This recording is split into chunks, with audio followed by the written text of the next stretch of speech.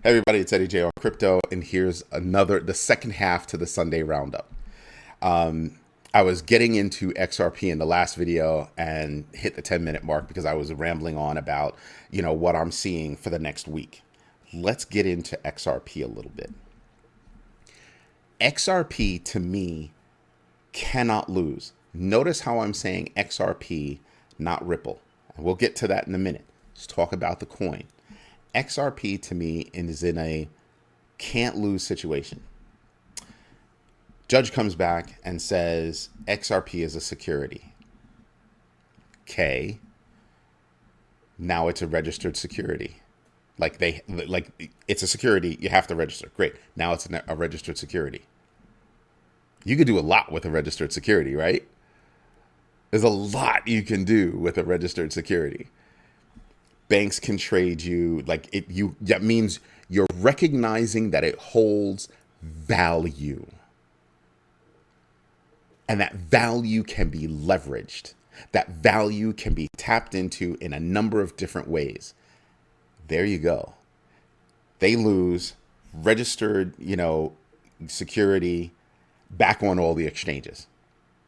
So yes, the initial news of the loss will drive the price down.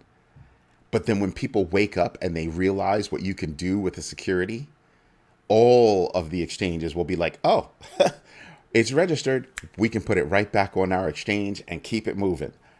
And then you'll see it shoot up again. I want you to pay attention to that. That's on the losing side. Let's talk about the winning side. It's not a security. That makes it a commodity. What happens?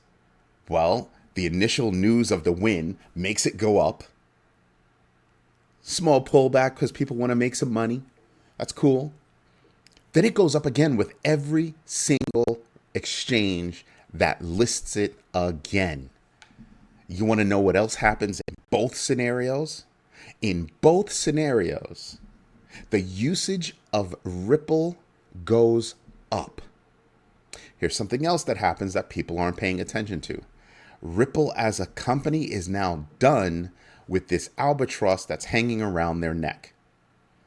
That's a very big deal. And here's why.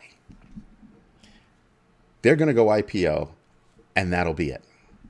Over, done and dusted right there. Because XRP is now either a commodity or a security, and it's got wins on both sides. Ripple, okay, is all about their ledger, XRPL. This is what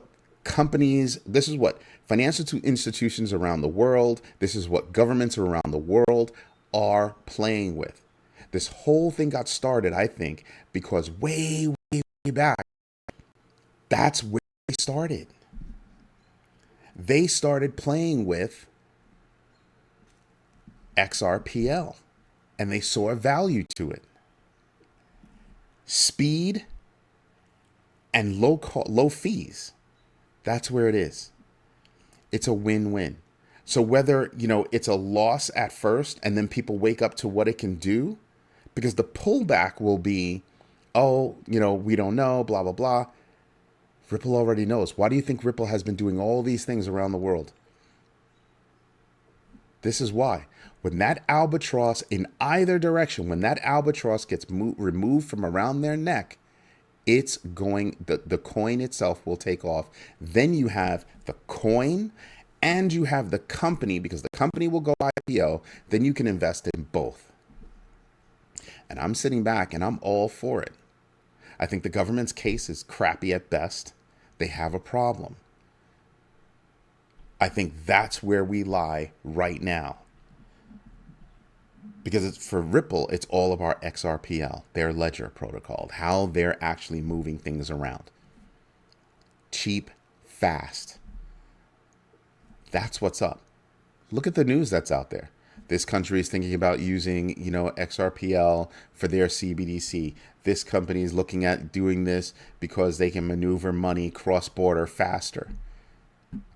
Oh, Lord, make it a security. Legally, that will just take the heck off. Like straight up, just take off. So Deanna, I hope that answers your question. And for my earlier post, Mona, I hope that answered your question about the wallets that I like. It's not that I don't like other wallets. Let me just say that. It's just that I find it easy to use certain wallets.